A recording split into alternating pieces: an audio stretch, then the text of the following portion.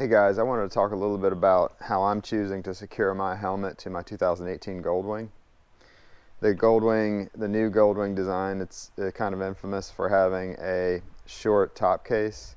So if you have a medium-sized helmet, or I'm hearing that people who have medium-sized helmets can fit their helmet in the top case. Some people, some helmet designs, they can put large helmets in their top case. I have an extra large Arise Signet X, and it will not fit in the top case. What Honda wants you to do apparently is use this latch they provide, which I'll show you now. So Honda provides this latch, which I secure with Velcro to the inside of the side case. This probably would work a little bit better if I had a little bit more robust Velcro. Sometimes this thing, the latch is not secure when I open the top case and I have to go fishing for it. But the idea is to have it always handy, so I don't have to go fiddling through the case. I know where it's going to be. Pull it out. The way the Goldwing works, you have this latch. It releases here. You have a little. Hopefully the camera will pick that up. You have a little slot there. You put the latch. Put the D-ring. You put the D-ring around the slat there. You slide into the latch.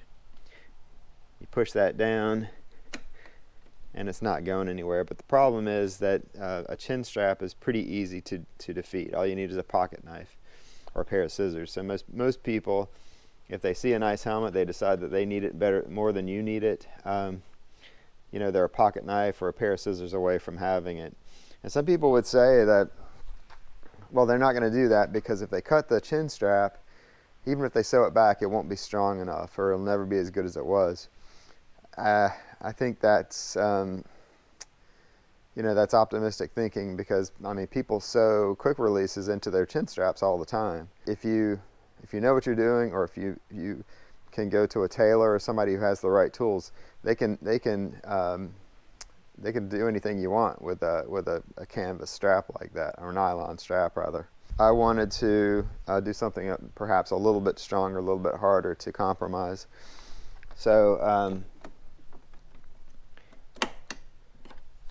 I'm going with a steel cable. With a steel cable, you can route the cable through the helmet, put the other end through. Route that through the slat in the Goldwing. Have to push it down there. Close it up, and you're good to go. I did a little experiment to see how hard it would be to get that off of there. And what I found out was, if you use genuine snips like these, which you can get on Amazon for $10, this thing cuts a cable like this like butter. I mean, you barely have to squeeze it, and it just goes right through there. Most people, I would guess, wouldn't have ready access to that. They're walking through a parking lot, they see a helmet they really like. They might have a Leatherman or something like that, which would have a pair of snips more like this. Like you find on a regular pair of pliers. Now, when I tried to cut a 5mm steel cable with a pair of pliers like this, I really had to bear down on it.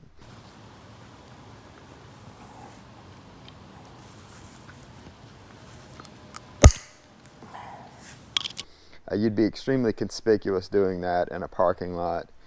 But I was able to cut it. So basically, I confirmed what everybody knows. Locking mechanisms like this, securing mechanisms, I mean, all they're going to do is keep an honest person honest. Now, I did a survey on Facebook with a group called the International Brotherhood of Adventure Riders. And I asked, it was not a very scientific survey, I asked, have you ever had your helmet stolen from your motorcycle when it was secure? 300 people took the survey, roughly. Almost all of them said they've never had their helmet stolen. 3 or 4 said they'd had their helmet stolen by someone cutting their chin strap. And like 1 or 2 people said that someone cut a steel cable they were using to secure their helmet. So I guess my bottom line is I feel comfortable leaving this Arai Signadex helmet, which was a very expensive helmet, secured to the bike with a steel cable. If somebody just walking through the parking lot who decides that they like my helmet and they'd like to have it, they're going to have to they're either going to have to, maybe if they have a Leatherman or something like that on their belt, they could probably cut through the 5mm braided steel cable. If they have a toolbox accessible, a lot of people have emergency tools in their vehicle, or if they happen to have a toolbox nearby and for whatever reason, they could come back and cut through that cable very easily with legitimate snips. Obviously, a bolt cutter, this thing stands no chance against any kind of serious cutting tool like that.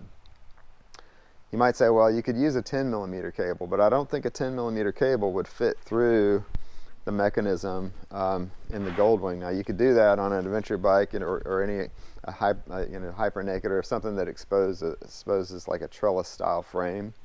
Or, I mean, there's many ways you could secure a helmet, and maybe if I had a different kind of motorcycle that made it convenient to secure a helmet with a bigger cable, like a 10 or a 15mm cable, maybe I'd go that route. But I'm pretty confident that the helmet is going to be, where I left it when I get back to it, just using the 5mm cable. So that's what I'm going to do. All right, so that's all I wanted to say. If you enjoyed the video or you found it informative, give it a thumbs up, and I'll talk to you later.